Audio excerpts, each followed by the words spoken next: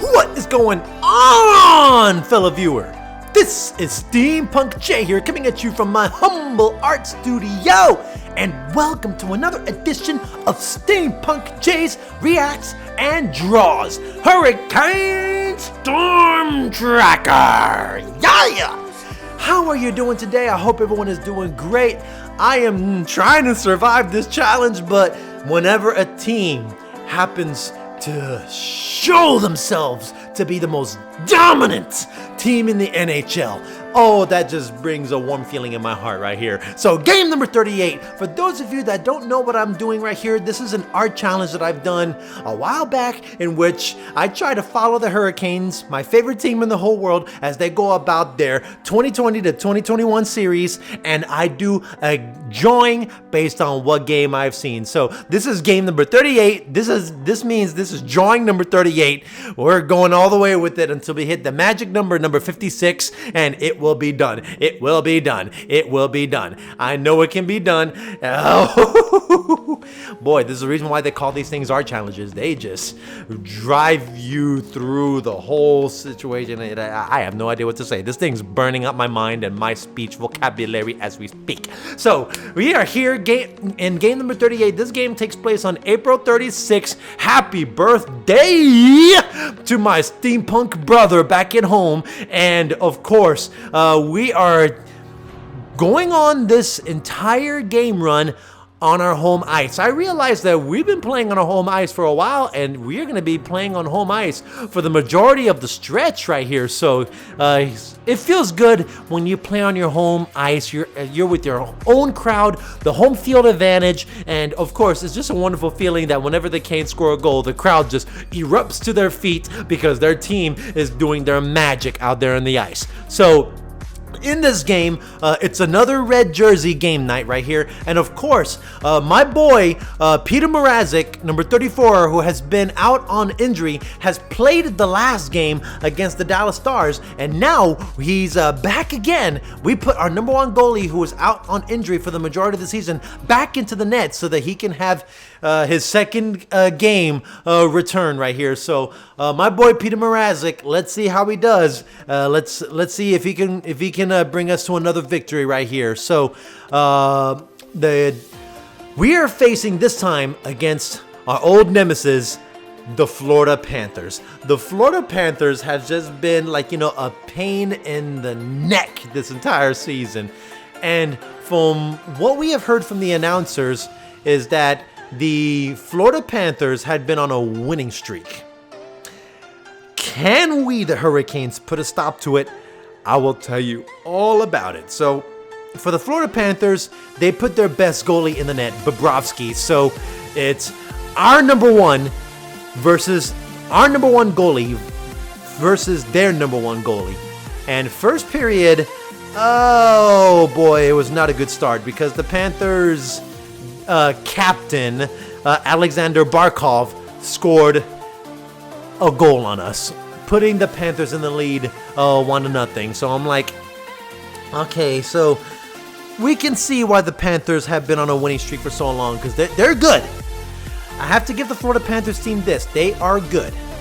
But, for our goalie that just made a return, Peter Mrazek, that goal, it was just like, just too intense for our goalie to even attempt to try to stop right here.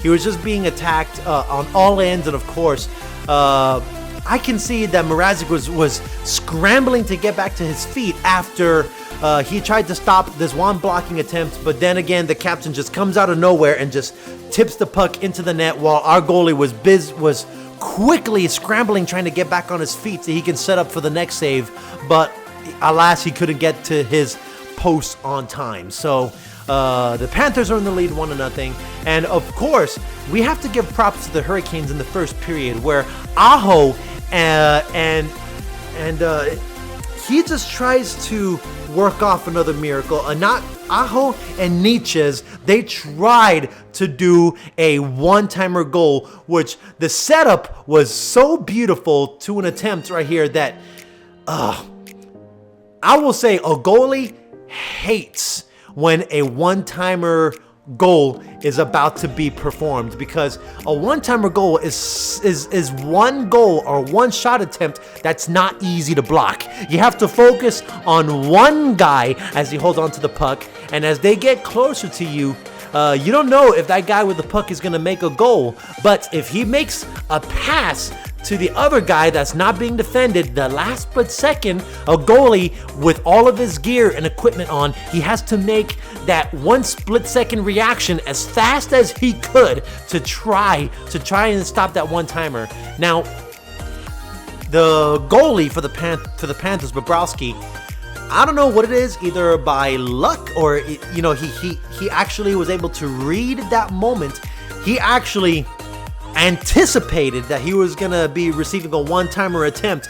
He actually reacted just in time. He started sliding on over to the other side where Niches was right there waiting an attempt to make that one-timer, and he stopped that one-timer attempt. So I saw that, and I thought that the Hurricanes had that chance, but that one pad on that goalie just put a stop to that impossible to stop goal attempt. So yeah, Bobrovsky for the Panthers, I can see why he's led his team to like this winning streak. I'll tell you what the winning streak is once I get to the end of the game right here. So, but yeah, Aho and Niches, I give them a round of applause that they tried to tie up the game first period, but no dice. We go into the second period. After a rest up, I will say the Hurricanes, they tried to do another one-timer attempt. This time with Svechnikov and Faust. Svechnikov and Faust, they tried to do the same thing that Aho and Niches tried to do in the first period, but once again, just the goalie is anticipating it. It's like, hey, if the goalie has attempted that one-timer shot and caught it the first time, do you think that he'll be able to read the second attempt that you guys are trying to do? How do you say, you try to get me once, what makes you think that you're going to do it again and be successful a second time?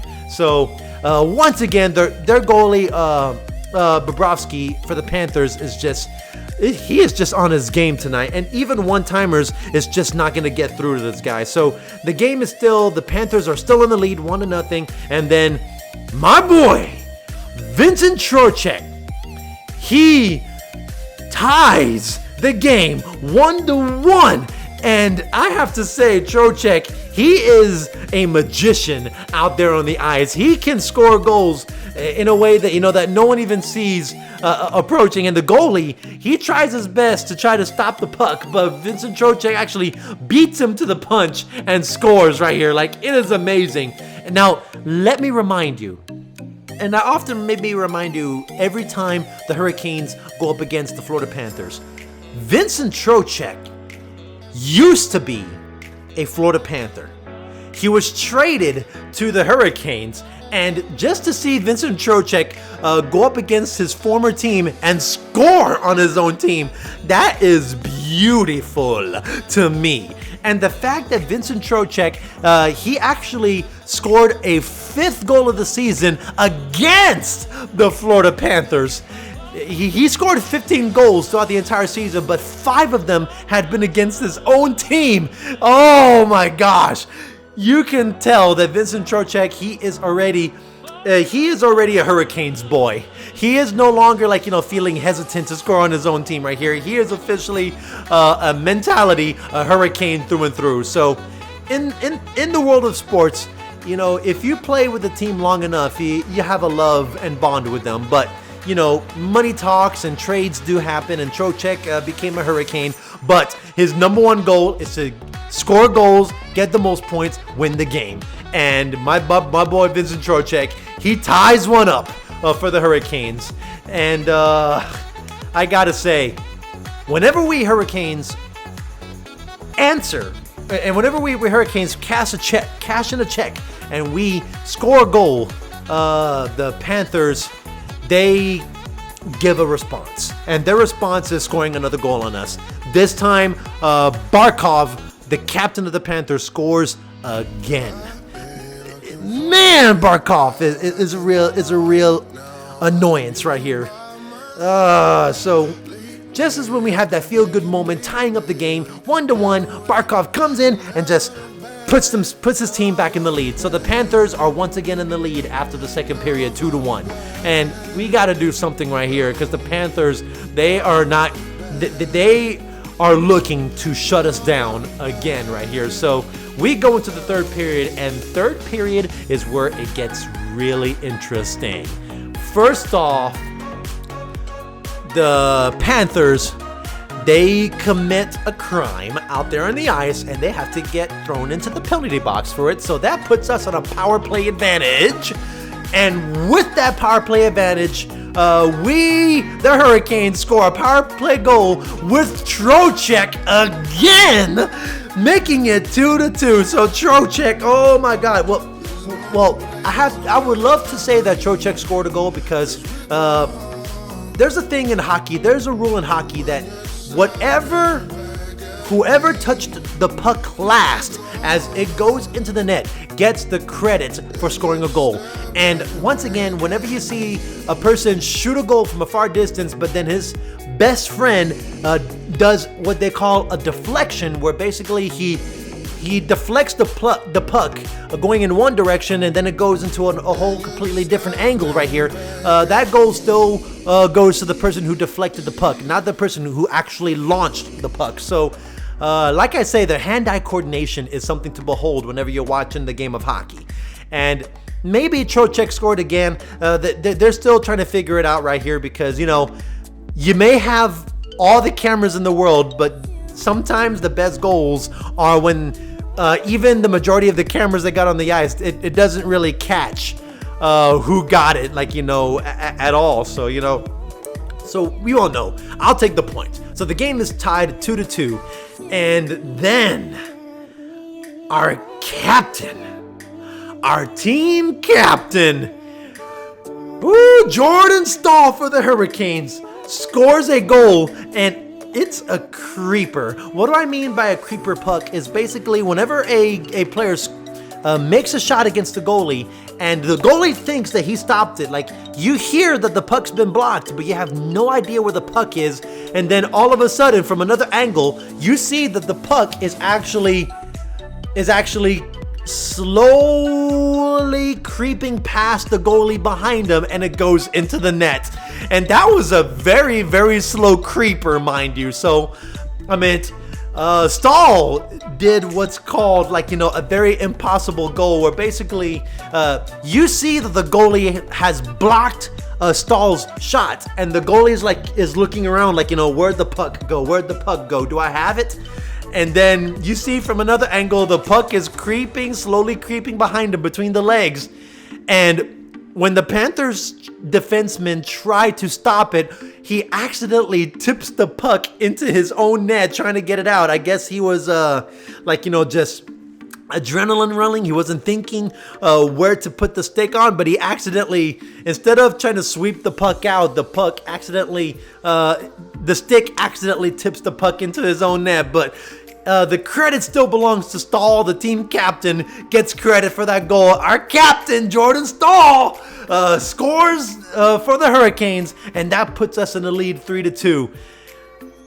And our captain, there's a reason why we made Staal our captain right here, because he not only is he able to carry the team forward right here, he demonstrates why he's a captain when the Florida Panthers, whenever they're down a couple of points in the game, they do the empty net procedure. They pull the goalie away from the net so they could put an extra man or an extra skater out on the ice. That gives their team an extra man advantage, but that leaves their net empty. Jordan Staal scores on an empty net, his second goal in the game. And the crowd is just going crazy. The whole bench, the whole team is going crazy because that's their captain of the team. Just showing why he's the captain right here. That is the leader leading us to victory. And then to put Jordan Staal has put the whipped cream on the ice cream cake. And I believe it was Faust that put the cherry on top of that victory cake, because once again the Florida Panthers, even though they've messed up on an empty net attempt, they decided to do it again. However, Svechnikov, he knew that the defender had a possession of the puck. He actually knocks down the defender who had the puck, and instead of taking the shot on an empty net, he decides to be selfless and give the puck to Fast, who is wide open in front of the net, and Fast just delivers the goal, 5-2. The Hurricanes win another game. And I have to tell you this. The Florida Panthers, I love the Hurricanes so much because we have the ability to stop the momentum of whatever team thinks that they're on a roll. And in this game, with our goalie, Peter Mrazek, in the net, we have stopped the Florida Panthers' 6-game winning streak.